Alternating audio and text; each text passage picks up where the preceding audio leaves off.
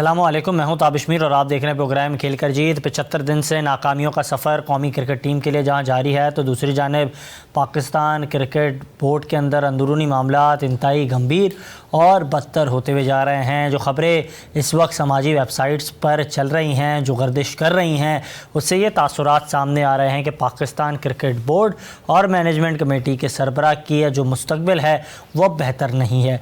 Pakistan cricket board की जानिब से कराची के मकामी होटल में एक अहम इजलास होना था और वो इजलास अब से चंद दिनों कबल जो है मुनक्किद होना था, लेकिन उस इजलास की सदारत जहां चौधरी मोहम्मद ज़का अशरफ को करनी थी वो अपने मुकर्रर वक्त से 1 घंटे कबल ही मुलतवी हो गया।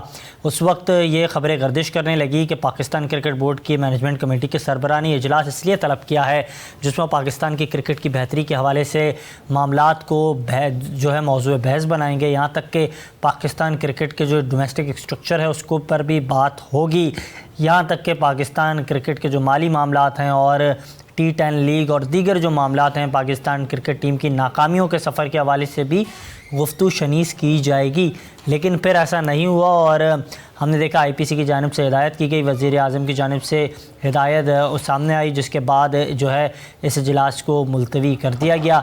ज़रा की जानिब से बताया गया कि इलेक्शन के मामलात को लेकर जो गवर्निंग बॉडी तश्कील दी जा रही थी ये सवाबदीद नहीं है पाकिस्तान क्रिकेट बोर्ड की मैनेजमेंट कमेटी के सरबराह की, इसके लिए इसको जो है मुलतवी किया गया है। बाद हमने देखा मुसलसल इस हवाले से तबसरे और तज्ज़िये किए जा रहे हैं। पाकिस्तान की सहाफ़त का एक मारूफ नाम है मिर्ज़ा इकबाल बेग साहब, उन्होंने भी निजी TV चैनल पर गुफ्तगू करते हुए कहा कि ये जिस अंदाज से तमाम तर चीज़ें हुई, इजलास होना था और अपने मुकर्रर वक्त से 1 घंटे कबल ही मुलतवी हो गया, उनके मुताबिक उन्होंने ये कहा कि इम्कान ये है कि जो फ़हाद हसन फवाद हैं वफाकी वज़ीर, उनकी जानिब से हिदायत की गई और उसके बाद यकीनी तौर पर चौधरी मोहम्मद ज़का अशरफ से उनकी मुलाकात हुई होगी और उन्होंने सरजनिश की होगी और उन्होंने इस हवाले से रब्ता भी किया है खावर शाह से, जो इलेक्शन कमीशन के रूह रवां कर तौर पर ख़िदमत को सरअंजाम दे रहे हैं। तो आया पाकिस्तान क्रिकेट बोर्ड के जो मैनेजमेंट कमेटी के सरबराह हैं उनसे मुतालिक अब यही ख़बरें गर्दिश कर रही हैं और यही ख़बरें जो हैं अब इस वक्त क्रिकेट के हलकों में चल रही हैं कि 4 फरवरी उनकी जो काम करने का वक्त है उसका आखिरी ही दिन होगा।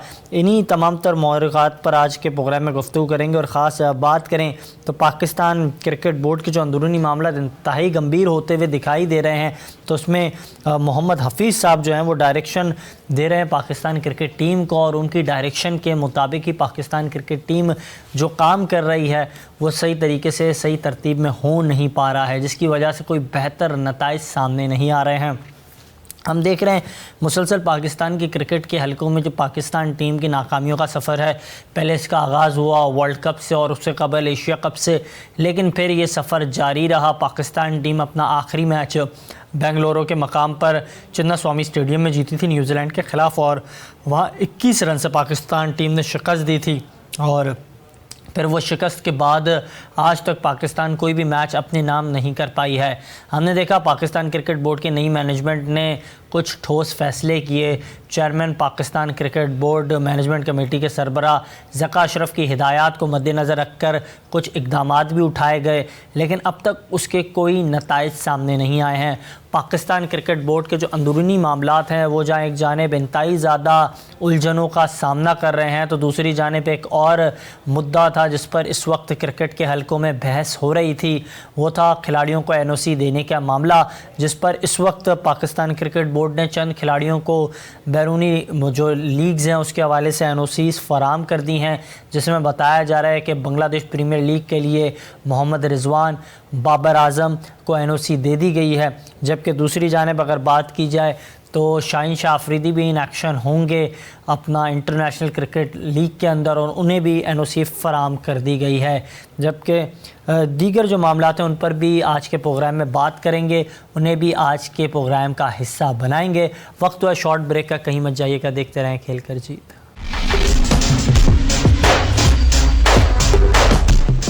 प्रोग्राम में एक बार फिर से खुशामदीद और इन तमाम तर जो क्रिकेट के मामलात हैं इन पर गुफ्तगू करने के लिए हमें बज़रिया ऑडियो कॉल ज्वाइन किया पाकिस्तान की सहाफ़त का एक मारूफ नाम, और जब ये गुफ्तगू करते हैं तो सुनने वाले इनकी ना सिर्फ गुफ्तगू से इंतहाई ज़्यादा मुतासर होते हैं, सुनने वालों को इनका तबसरा भी काफ़ी ज़्यादा पसंद आता है। और पाकिस्तान की साफत पर काफ़ी गहरी निगाहें हैं, काफ़ी सीनियर है जनाब नसीम राजपूत साहब हमारे साथ मौजूद हैं। सर बहुत शुक्रिया कीमती वक्त देने के लिए, welcome to the show. Thank you Tabish. Sir इसी हवाले से बात कर रहे थे, अब ये खबरें ये बाज़गश क्रिकेट के हल्कों में जारी है, चौधरी मोहम्मद ज़क्का अशरफ की सदारत में जो एक इजलास होना था वो इजलास हुआ नहीं, आईपीसी की हिदायत के बाद उसे 1 घंटे पहले ही मुलतवी कर दिया मुकर्रर वक्त से। तो बताया जा रहा है कि चौधरी मोहम्मद सुन नहीं सका, जरा मुझे दोबारा सवाल कीजिएगा। जी सर, मैं ये सवाल कर रहा हूँ कि चौधरी मोहम्मद ज़क्का अशरफ साहब के मुस्तकबिल के हवाले से अब ये बाज़गश चल रही है कि अब उनकी कुर्सी जो है वो ख़तरे में है और अब वो जो हैं टाटा बाय बाय होने वाले। उनकी कुर्सी जो है वो कब खतरे में नहीं थी ताबिश जी। अगर आप सच्चाई से उठा के देखें, ना तो उनको कोई इख्तियार मिला आज तक काम करने का, रोजमर्रा के उमूर उन्हें संभालने का मौका दिया गया। वो जिस वक्त आए थे गवर्निंग बोर्ड ऐसा लगा कि उनके साथ भी नहीं है, तो उन्होंने तो बस वो एक ना होती है ना उसमें काम करते रहे कि मैं जी चेयरमैन हूँ पाकिस्तान क्रिकेट बोर्ड का, जी मैं हूँ। उनके पास था क्या इख्तियार? हमें वो ये सोचते रहे। अब आप बताएं कि हफीज का वो तकर्रुर नहीं कर सकते जिन्हें वो लगा चुके हैं डायरेक्टर क्रिकेट जी, वो अजहर अली को लगा नहीं सकते डायरेक्टर क्रिकेट एकेडमी। उनका इख्तियार था क्या? उन्होंने जो जिम्मेदारियां जो उनको अदा करनी चाहिए थी उनके पास उसका इख्तियार ही नहीं था। तो ऐसे में तो यार आप पहले ही छोड़ के चले जाते तो ज्यादा बेहतर होता है। इस मुल्क की क्रिकेट पे कुछ एहसान ही करते। आपने जो लोग लगा दिए उनसे कुछ संभल के नहीं दे रहा। सारे आपने वो लोग लगाए। देखें ताबिश, जब आप हफीज इन्हीं खिलाड़ियों के साथ खेले हुए, जब हम साथ एक रहते हैं, एक दोस्ताना लेवल डेवलप हो जाता है, तो वो फिर अब आपको पता है कि वहां पे फिर वो खिलाड़ी उतना सीरियस लेते नहीं है डायरेक्टर क्रिकेट को भी। कई चीजों में तो इख्तिलाफात आपको पता है सामने आते गए। जो उनको दुबई लीग के लिए इजाजत नहीं दी गई उस पर भी इख्तिलाफात खिलाड़ियों के सामने आ गए। तो पाकिस्तान क्रिकेट ऐसा लग रहा है कि बिल्कुल वेंटिलेटर पे जाती भी दिखाई दे रही है। जिस मुतावातिर हमें शिकस्तें हो रही हैं जी, इस वेंटिलेटर का भी बटन जो है वो अब ऑन करना पड़ जाएगा। लेकिन कब तक हम वेंटिलेटर पे चलाएंगे? अच्छा, ये बहुत बड़ा सवाल है। हमारी इस कौम के पास इस क्रिकेट के अलावा कोई दूसरी इंटरटेनमेंट है नहीं। बिल्कुल बिल्कुल, इसमें कोई दो राय नहीं है। बिल्कुल इसमें कोई दो राय नहीं है राजपूत साहब। लेकिन मैं ये भी जानना चाह रहा हूँ नसीम साहब, काइंडली मुझे ये बताइएगा कि एक जानिब क्योंकि आपने भी हाईलाइट किया एनओसी का मामला, तो एनओसी के मामले पर क्योंकि बोर्ड की जानिब से तो वाज़े अहकामात सामने आए हुए थे कि हर खिलाड़ी को 2 एनओसी खेलने की इजाज़त दी जाएगी, फिर इस पर ये रवैया, ये रविश क्यों? देखिए यार, मैं आपको एक बात बताऊं, ये रवैया और ये रविश से आप इतना समझ लें, पाकिस्तान क्रिकेट टीम के जो करंट लॉट के खिलाड़ी हैं ना, वो अपने आगे किसी को कुछ समझते नहीं। मैं आपको बहुत एग्जाम्पल इसकी बहुत सारी दे सकता हूँ। इवन कि जब ज़क्का अशरफ श्रीलंका गए थे, नाश्ते पे बैठे तो वो फैमिली के साथ, तो आपके खिलाड़ी आते थे, इवन सलाम करना भी गवारा नहीं करते थे। तो वो डिसीजन को क्या लेंगे आप? वो जो भी इम्प्लीमेंट करने की हफीज से करवाने की कोशिश कर रहे होंगे उसको इम्प्लीमेंट, लेकिन कितना इम्प्लीमेंट हो पाएगा? देखिए, खिलाड़ियों के हाथ में ग्राउंड में जाके परफॉर्म करना या नहीं करना, ये बहुत गौर से बात सुनिएगा ताबिश भाई जी। और उन्हें जो चीज भी इम्प्लीमेंट करवानी होगी ना, वो अपनी परफॉर्मेंस का मेयार गिरा के और उठा के मनवा लेते हैं। देखिए, आपके पास दूसरा ऑप्शन नहीं है। आप बाबर आजम कहां से लाएंगे? आप शाहीन अफरीदी कहां से लाएंगे? आपके पास है ही नहीं दूसरा ऑप्शन। आप ज़क्का अशरफ ला सकते हैं दूसरा, शाहीन शाह अफरीदी नहीं ला सकते हैं आप दूसरा। आप कोई भी क्रिकेट का डायरेक्टर आप किसी को भी लगा सकते हैं, आप चेयरमैन सिलेक्शन कमेटी किसी को भी लगा सकते हैं, लेकिन जो खेलने वाले प्लेयर्स है ना, उनकी या तो आप में इतना दम हो कि आप कोई ऐसा डिसीजन लेने में कामयाब हो कि जो थोड़ा सा असरअंदाज हो हर चीज के ऊपर। वो मुझे ऐसा लगता नहीं है कि वो इस तरह का डिसीजन ले सकेंगे। जो डिसीजन उन्हें लेने चाहिए थे पहले से, वो उन्होंने नहीं लिए। तो अब तो मेरे ख्याल है कि ज़क्का अशरफ साहब को ज्यादा बेहतर इसी में इज्जत है कि अपने बेटे को भी घर लेकर जाए और खुद भी घर जाए। चला लिया दोनों ने बहुत ज्यादा पाकिस्तान क्रिकेट बोर्ड उन्होंने सिर्फ अपने आप को बचाने के लिए जिस तरीके के फैसले किए, ये पाकिस्तान को कम से कम 3-4 साल पीछे ले गए। आपने जिस तरीके के कोचेस का तकर्रुर किया, जिस तरीके का आप कोचिंग स्टाफ लेकर गए सिर्फ अपने आप को बचाने के लिए, बिल्कुल अपने आप को कब तक बचाएगा कोई? आपने जितने फैसले किए अपने आप को बचाने के लिए कि आप जहां जाते हैं आईपीसी मिनिस्ट्री में जाते हैं तो वहां कोई आपकी नहीं सुनता। आप जो है वो अगर आप जिस जगह भी चले गए इनकी कोई बात सुनवाई नहीं हो रही है, तो बेहतर है। बहुत शरीफ आदमी है, अच्छे इंसान है, बहुत ही पुरवकार इंसान है, मैं जानता हूं उन्हें, लेकिन अब वो एक अच्छे कारोबारी शख्स हैं, बिल्कुल दुरुस्त कह रहे हैं नसीम राजपूत साहब।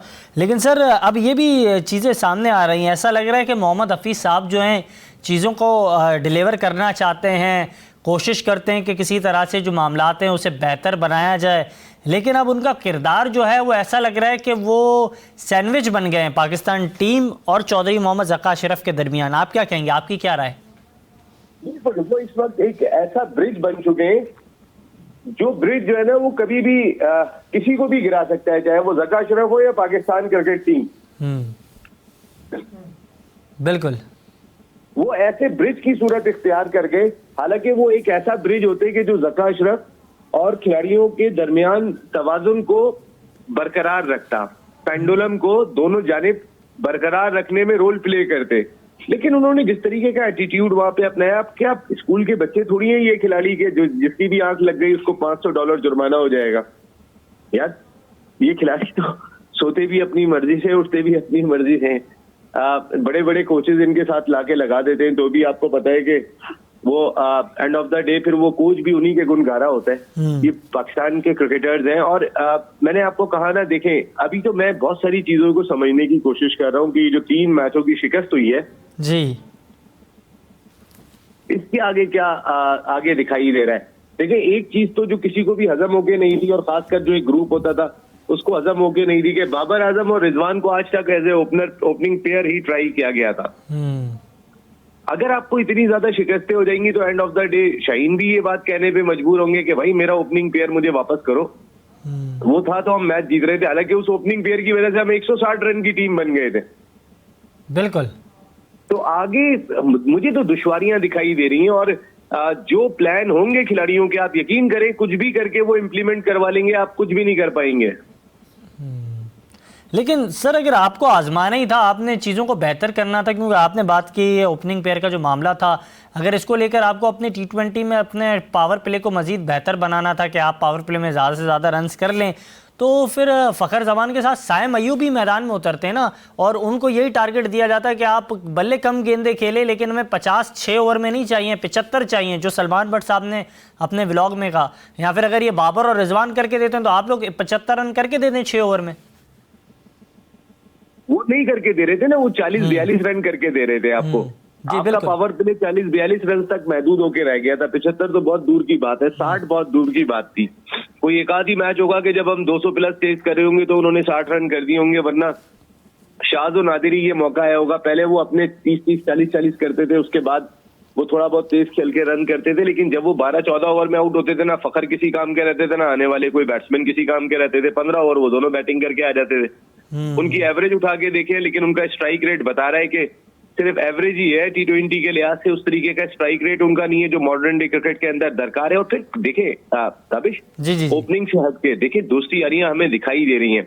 हारिस रऊफ मुसलसल पिट रहे हैं इस सीरीज में, मुसलसल पिट रहे हैं। हारिस रऊफ बाहर नहीं बैठेंगे, क्यों नहीं बैठेंगे भाई? क्योंकि वो लाहौर कलंदर्स में होते हैं सर। लाहौर कलंदर और दोस्ती है ना, वो जो देखें वो ग्रुप टूटा जरूर है। हमारे यहाँ पर ग्रुप बनते हैं और टूट जाते हैं, लेकिन जब अपनी बका का मसला आ जाता है तो वो ग्रुप दोबारा बन जाता है। ये बात ध्यान में रखनी चाहिए। ये ग्रुप माजी में भी बनते रहे, टूटते रहे, फिर बनते रहे। लेकिन क्या समझते हैं सर, क्योंकि आपका काफी जबरदस्त तबसरा होता है, आप इन तमाम तर चीजों को जो है बारीक बीनी से ना सिर्फ समझते हैं, आप सब तमाम चीज़ों को जानते हैं। चौधरी मोहम्मद ज़का अशरफ साहब आपके लिए नए नहीं है, क्योंकि आप अरसे से सहाफ़त के हल्के में मौजूद हैं। उन्होंने भी अरसे से इस एडमिनिस्ट्रेशन के मामलात को देखा है। उनकी एक ऑडियो वायरल होती है जिसमें वो कहते हैं कि तला रहमानी की जो लॉबी थी आज उसको मैंने ख़त्म कर दिया, बाबर को हटा दिया। लेकिन फिर जब रिजवान को वो नायब कप्तान बनाते हैं तो उसी कॉर्पोरेशन के डायरेक्टर है मोहम्मद रिजवान, तो तला रहमानी और उसका सेटअप तो अब भी काम कर रहा है, वो लॉबी तो अब भी काम कर रही है। देखिए वाइस कैप्टन जो लगे ना, उसमें बहुत सारे मामला, मैंने आपको कहा ना कि ये ग्रुप काफी हद तक टूट गया था वर्ल्ड कप में, लेकिन वो ग्रुप अब एक मर्तबा फिर जरूर बनेगा, क्योंकि पाकिस्तान क्रिकेट टीम के लिए खेलना है, पाकिस्तान क्रिकेट टीम के साथ जमा होना है, तो ये ग्रुप एक मर्तबा फिर बनेगा। और ये ग्रुप अब अपनी बका के लिए बनेगा, अब किसी और चीज के लिए नहीं बनेगा। अब ये ग्रुप अपनी बका के लिए बनेगा। और अब बका चाहे शहनशाह अफरीदी हो, बाबर आजम हो, या जितने भी आपके टॉप प्लेयर जो, इसमें बका यही है कि देखें, अगर हफीज को काउंटर करना होगा तो इनको एक पेज पे आना पड़ जाएगा।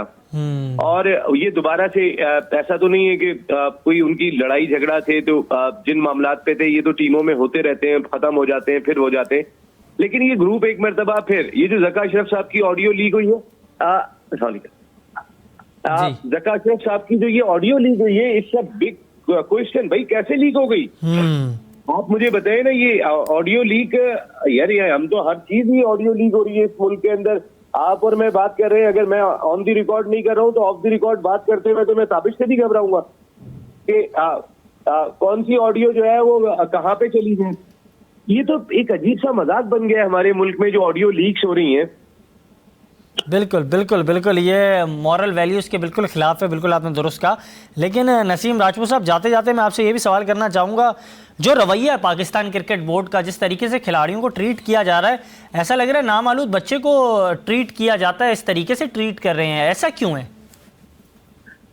इस ट्रीटमेंट की वजह से ही दोबारा ग्रुप बनेगा ताबिश। मैंने आपको बताया ना, ट्रीटमेंट की वजह से एक मर्तबा फिर वो ग्रुप फाल हो जाएगा। और हफीज को एक चीज समझनी चाहिए कि आप उनके साथ खेले हुए खिलाड़ी हैं। ये ज़का अशरफ साहब ने ये शॉट ही गलत खेला था हफीज को लगाने का। देखो ताबिश, जब सर बेहतर नहीं होता सर, कते कलामी की माजरत में, लेकिन मैं आपसे ये जानना चाह रहा हूँ, हफीज अगर ऑप्शन के तौर पे नहीं होते तो फिर आपके पास और क्या ऑप्शंस थे? क्या राशिद लतीफ़ साहब को आप जो है डायरेक्टर लगाते, या फिर और कौन से आपके पास ऑप्शंस होते?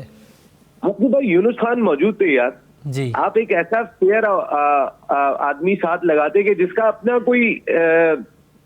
अपनी कोई गर्ज नहीं होती यार, किसी से लड़ाई झगड़े नहीं होते, कोई गर्ज दिल में नहीं होती। अच्छा सर, अब हम देख रहे हैं, जी जी बिल्कुल बिल्कुल आपने दुरुस्त कहा कि यूनुस खान साहब में ये सलाहियत है और वो उनका जो माजी रहा है वो स्कैंडल से पाक रहा है, बिल्कुल दुरुस्त बात है। लेकिन जाते जाते आखिरी सवाल आपसे ये लूँगा मैं सर, काइंडली ये बताइएगा, मुसलसल इलेक्ट्रॉनिक मीडिया हो या फिर प्रिंट मीडिया हो, इसकी खबरों की जीनत जो है इस वक्त बनती हुई दिखाई देती हैं पाकिस्तान टीम के ड्रेसिंग रूम के माहौल।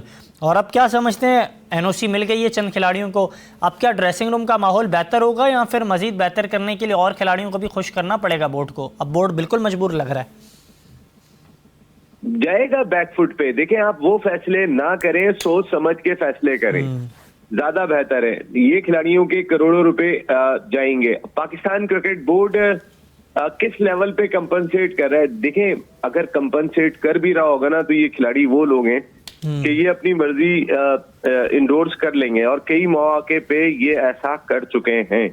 ऐसा नहीं है कि इन्होंने नहीं किया। अब और मेरी अपनी जाती राय में, अब पाकिस्तान क्रिकेट बोर्ड हो या दुनिया का कोई भी क्रिकेट बोर्ड हो, उसको अपने खिलाड़ियों की वर्कलोड मैनेजमेंट को अगर मद्देनजर रखना है तो लीग्स का प्लान पहले से बना कर दें कि भाई आपका कॉन्ट्रैक्ट, और जो लीग्स हो रही हैं वो भी ये ड्राफ्ट ऐसा ना हो कि वो लीग से एक महीने पहले हो रहा हो। उनका ड्राफ्टिंग, अगर वो अनफिट हो गया तो उस वक्त आप चेंज कर लें।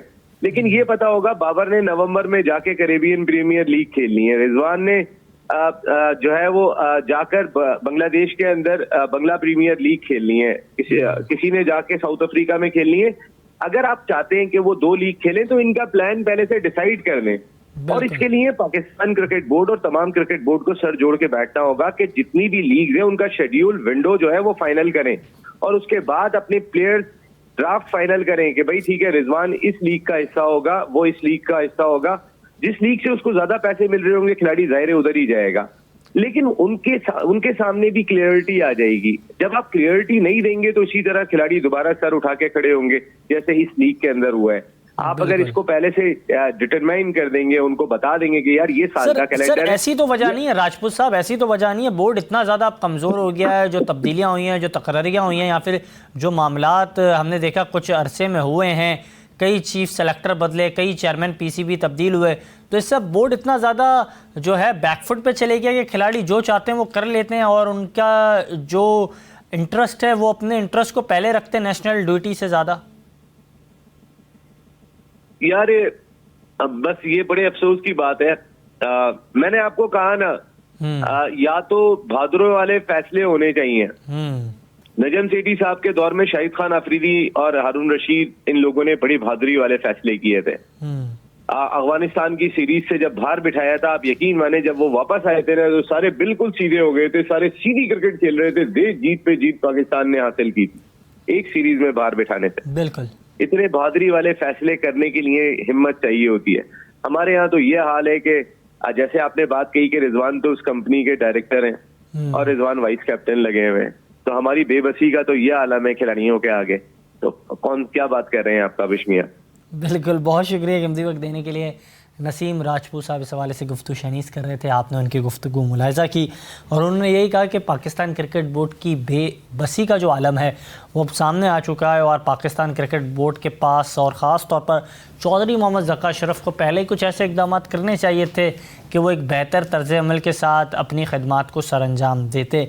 प्रोग्राम में आगे बढ़ते हैं और बात करते हैं ख़ास तौर पर पाकिस्तान के जो खिलाड़ी हैं वो अब इस क्रिकेट के हलके में जहाँ अपनी खदमात को सरअंजाम दे रहे हैं, उसमें एक अहम नुक्ता है और वो अहम नुक्ता है पाकिस्तान क्रिकेट के जो मुख्तलिफ़ खिलाड़ियों वो लीग्स में मसरूफ़ होते हैं और ये लीग से मुताल्लिक़ जो ख़बरें हैं वो पाकिस्तान क्रिकेट के ड्रेसिंग रूम का भी अक्सर हिस्सा बनती हैं और वहाँ से भी गायब बगाए कुछ ऐसी मुतज़ाद ख़बरें सामने आती हैं जिससे मुताल्लिक़ क्रिकेट के हलकों में और ख़ास तौर पर समाजी वेबसाइट्स पर तबसरे बहस गुफ्तगू शुरू हो जाती है, जिसका नतीजा अब ये सामने आया है कि कल से हम एक ख़बर देख रहे थे जो गर्दिश कर रही थी, जिसमें बताया जा रहा था कि खिलाड़ियों को एनओसी ना देने के मामले पर बोर्ड और खिलाड़ियों के दरमियान ठन गई है।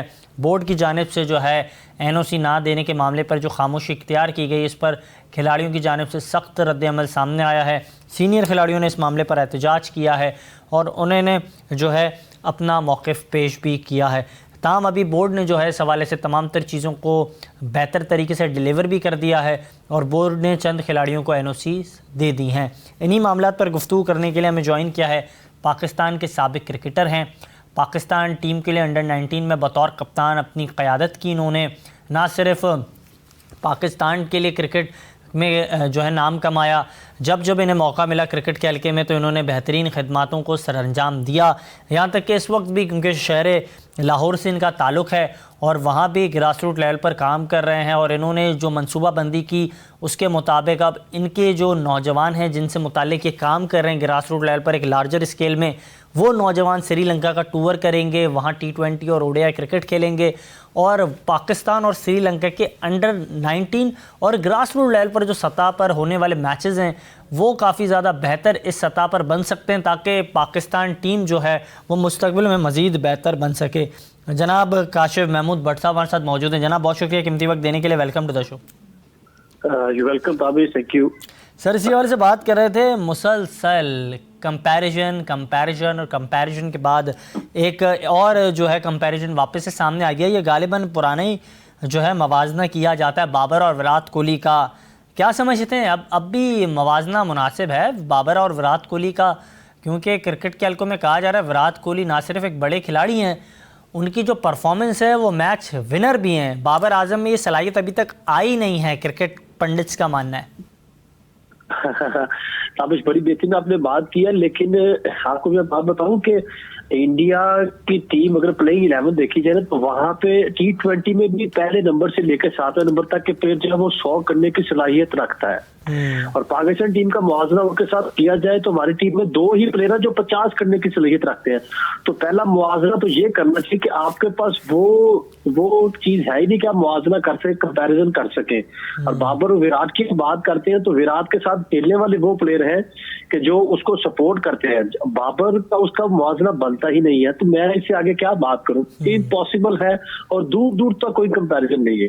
बिल्कुल दूर दूर तक कोई कंपैरिजन नहीं है। बिल्कुल मैं यही जानना चाह रहा था, Pakistan cricket team modern days की क्रिकेट जनाब काशिफ महमूद भट्ट साहब कब खेलेगी, कब खेल पाएगी, उस तर्ज पर हम कैसे इन एक्शन होंगे? जब प्लेयर की रिस्पेक्ट होना शुरू हो जाएगी थी तब हो जाएगी। जब आपने 1000 रन किए और प्लेयर को कोई बोतल पकड़ानी है, आपसे अच्छा प्लेयर ड्रेसिंग रूम में बैठा होगा और आप प्लेइंग 11 में होंगे तो तब ऐसी चीजें इजीली सामने आएंगी। इस पे तो बात मेरे ख्याल से सबको खुले अल्फाज में चीजें सामने आ गई है कि जब अच्छा परफॉर्मर, डोमेस्टिक का टॉप परफॉर्मर और पाकिस्तान ए का, पाकिस्तान शही के, पाकिस्तान यूनाइटेड के टॉप परफॉर्मर बाहर बैठेंगे और नेपोटिज्म, फेवरिज्म को तरजीह दे के अंदर प्लेइंग इलेवन में डाला जाएगा, तो साइकोलॉजिकली और खुदाई तौर पर मार आ जाती है कि आपसे परफॉर्म होएगा ही नहीं। बिल्कुल बिल्कुल, लेकिन भट्ट साहब काइंडली ये भी बताइएगा, क्योंकि आप जो बातें कर रहे हैं इसमें कोई दो राय नहीं है। हम देख रहे हैं इस वक्त भी ड्रेसिंग रूम का जो माहौल है वो इतना ज़्यादा मुनासिब नहीं है और नाखुशगवार मामला सामने आते हैं, मुसलसल प्रिंट मीडिया, इलेक्ट्रॉनिक मीडिया की जीनत बनते हैं। लेकिन एक अहम नुक्ता ये है कि जब आपके पास टॉप परफॉर्मर डोमेस्टिक का मौजूद है, साहिबजादा फरहान, लेकिन वो सिर्फ पानी पिलाने के लिए मौजूद है। और हफीज़ साहब कहते हैं प्रेस कॉन्फ्रेंस के दौरान, आपको भी यकीनी तौर पर याद होगा, उन्होंने कहा था किसी भी लॉबी को मेरे होते हुए फ़ायदा नहीं पहुँचेगा। तो फिर इस वक्त हम देख रहे हैं तलाल रहमानी की लॉबी तो अब भी काम कर रही है, वो अभी भी सरगर्म है। जो पाकिस्तान टीम के नायब कप्तान हैं मोहम्मद रिजवान, वो तो उसी एसोसिएशन से वाबस्ता हैं, डायरेक्टर हैं हुजूर वो तो। नहीं ताबिश, ये आपको बता दूं, क्रिकेट जो है ना, क्रिकेट में कप्तान जो है, captain is responsible for everything. इसमें हफीज कहाँ से आ गया और नॉन क्रिकेटर कहाँ से आ गए, वाइस कप्तान की बात कहाँ से आ गई? सबसे पहले शाहीन अफरीदी जवाब दे, उसने टॉस किया, उसने प्लेइंग 11 पे साइन किए, उसका क्या किरदार है, वो क्या रोल प्ले कर रहा है पूरी न्यूजीलैंड सीरीज में, उसकी बात करें। इन लोगों की क्या बात है जिनके पास अथॉरिटी कोई नहीं है। सर लेकिन शाहीन का भी तो ताल्लुक, शाहीन के भी तो क्रिकेट एजेंट वही तो हैं, तला रहमानी साहब ही, अगर मैं गलत ना हूं। लेना चाहिए था ना। मेरे कहने का मकसद ये था कि कप्तान का नाम ले खुले अल्फाज में कि भाई तुम किधर हो, तुम फास्ट बॉलर हो, तुम स्टार से सुपरस्टार बनने जा रहे थे, तो तुमने अपने पाँव पे कुल्हाड़ी मार ली। तुम्हारा फिटनेस लेवल कहा, तुम्हारी 135 का 40 का जो तुम्हारी बॉलिंग स्पीड थी वो 130 पे नीचे आ गिरी है। अपने परफॉर्मेंस पे देखो, तो फिर जाकर दूसरों के बारे में बात करना ना। उसको 2 साल पहले कप्तान बना दिया गया है, चलो अच्छी बात है, जिम्मेदारी दे दी गई, तो जिम्मेदारी कैसे निभाई जा रहे हैं? पहले बॉलिंग करके छुप के जी, पहले बॉलिंग करके सारे बॉलर सेव हो जाए, जिम्मेदारी सारी बैट्समैनों पे डाल दें। अगर यही बाबर आजम, यही रिजवान, यही साइम अयूब को अगर पहले बैटिंग करवाएं, यकीन माने साइम अयूब उनके परकच्चे उड़ा दे। जिस किस्म का वो एक किलर है T20, उसने कैरेबियन प्रीमियर लीग के मुश्किल पिचों पर रन किए हैं।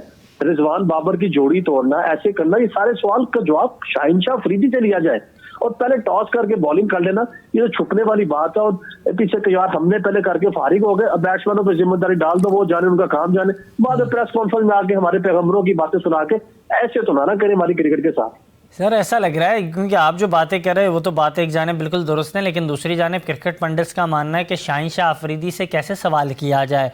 शाहीन शाह अफरीदी को जो पुश्त पनाही हासिल है, उन्हें जो एक नामालूम बच्चे जो है एक छोटे बच्चे की तरह ट्रीट किया जा रहा है, तो वो जो ट्रीट कर रहा है उससे सवाल भी तो बनता है चौधरी मोहम्मद ज़क्का शरफ साहब से, मोहम्मद हफीज साहब से। हाँ बिल्कुल, बड़ी बेहतरीन आपने बात की। ये बॉस से बात करना बनता है, जो क्रिकेट के बॉस है, वो चेयरमैन नेशनल मैनेजमेंट कमेटी जो है ना पीसीबी की, उसके साथ सवाल करना बनता है। हफीज से सवाल क्यों करें?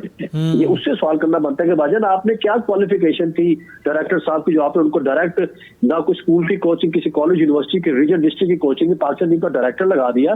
तो डायरेक्टर ऐसे थोड़ी लग जाता कि आप स्कूल टीचर लग गए यहाँ आके, ये कर दो वो कर दो, कोई सलाम नहीं करेगा, जवाब नहीं देगा। ये सर हमारे मुल्क में जो खिलाड़ी जिन्होंने ECB लेवल 2 कोर्स किया, जलालुद्दीन साहब हैं, अब्दुल रऊफ साहब हैं, जिन्होंने कोर्सेज किए हैं, बाहर जाकर कोर्सेज किए हैं, तो वो खिलाड़ियों की क्या जगह नहीं बनेगी पाकिस्तान क्रिकेट बोर्ड में? क्या उन्हें मौका नहीं मिलेगा? जो अहल लोग हैं उन्हें मौका नहीं मिलेगा? जो खुशामदीद लोग हैं या फिर जो यस मैन पॉलिसी पर अमल दरामद करते हैं उन्हें चांस मिलेगा? हाँ जी, आपने जो राउत साहब की बात की उसके लिए मैं एग्री करूंगा कि उनका फर्स्ट क्लास का बहुत बड़ा एक्सपीरियंस है, 500 से ज्यादा उनकी विकेटें हैं। लेकिन जलाल साहब का टाइम ओवर हो चुका है मास्टर्स के साथ। वो अच्छी सर्विस कर रहे हैं, USA में भी, दूसरे कंट्रीज में पाकिस्तान का नाम कर रहे हैं। वो प्लेयर ग्रास रूट पे काम करके प्लेयर बना के दे सकते हैं जलाल साहब। जो अब्दुल राउफ साहब है, वो मॉडर्न क्रिकेट खेले हुए, वो पाकिस्तान टीम के लिए पाकिस्तान की कोचिंग कर सकते हैं। डेफिनेट आपके लिए बात ठीक है, लेकिन अभी सवाल इन्हीं के साथ है जो जिनको जिम्मेदारी दे दी गई है। यासिर रफात ने टीम को ज्वाइन किया, हाई परफॉर्मेंस कोच ने, उमर गुल ने बॉलिंग कोच है, एडम मौलियो का क्या रोल है पाकिस्तान टीम में, 11 कोच की तो फौज वहां पे मौजूद है। जब आप दूसरे T20 में नेक्स्ट सेशन पे आते हैं तो 5 प्लेयर होते हैं, बाकी 5 प्लेयर कहाँ पे हैं? अच्छा सर, जाते जाते आखिरी सवाल काशिफ महमूद भट्ट साहब के मोहम्मद रिजवान T20 में नाकाम क्यों हो रहे हैं? आजम खान भी परफॉर्मेंस का मुजाहरा नहीं कर रहे, मोहम्मद रिजवान भी नाकाम। जी, बल्कि आपने बेसिक बात की, टेस्ट मैच में आपके पास 6 विकेट कीपर, T20 में 3 विकेट कीपर लेके जाते हैं, तो साइकोलॉजिकली प्रेशर तो आ जाता है ना कि आप क्या हो क्या रहे आपके साथ, कि आप रैंकिंग में कहाँ पे जा रहे हैं, और आपको एज ए बैट्समैन खिला लिया जाता है, और उसके बाद वो प्लेयर जो आपके अंदर 90 अपकमिंग है उसको बाहर बैठा दिया जाता है। तो ये आउट ऑफ फॉर्म होना पार्ट ऑफ गेम है, लेकिन ये उम्मीद यही है कि अगले में प्लेइंग 11 चेंज होएगी, और जो प्लेयर रन भी कर रहे हैं, शाहिन और रिजवान दोनों ही रन करेंगे, मुझे बड़ी उम्मीद है, क्योंकि प्लेइंग 11 अच्छी खेलेगी तो ये रन करेंगे। बिल्कुल, बहुत शुक्रिया कीमती वक्त देने के लिए। बज़रिया ऑडियो कॉल लाहौर से बराह रास्त हमसे गुफ्तगू कर रहे थे काशिफ महमूद भट्ट साहब, और वो इस हवाले से बातचीत कर रहे थे, आपने उनकी गुफ्तगू मुलाहिज़ा की। ये था हमारा आज का प्रोग्राम, इजाज़त दीजिएगा, अल्लाह हाफ़िज़।